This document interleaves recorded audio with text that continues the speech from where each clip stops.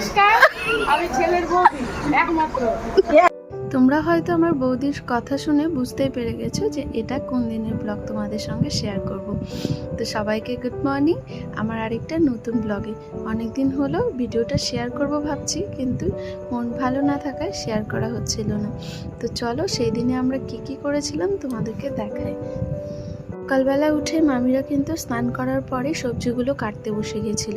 অনেকগুলো সবজি যেহেতু কাটতে হবে, আর এইদিকে সব বাসনপত্র নিয়ে আসা হয়েছিল যেগুলো তো রান্না হবে। আর মাসিদের বাড়ির পাশে যেহেতু প্যান্ডেল আর ক্যাটারিংয়ের জিনিসপত্র ভাড়া দেয়, সেখান থেকেই নিয়ে এসেছে কাছাকাছি এবাড়ি ও বাড়ি। আর এখানে তিরপালটাও কিন্তু টাঙিয়ে দেওয়া হয়েছে, বৃষ্টি আসবে নাকি সেই ভেবে।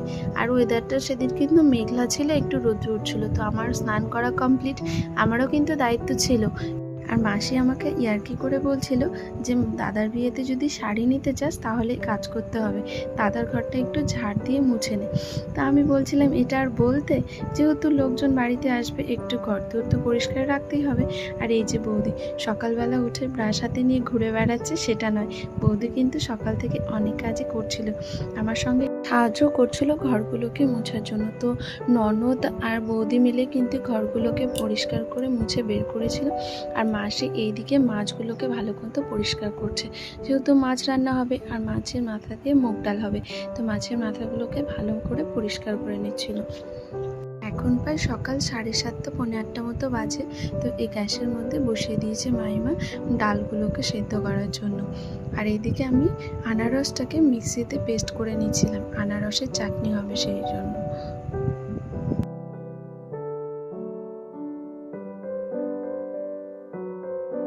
দুটো আনারস পেস্ট করার পর অনেকটাই বেরিয়েছিল।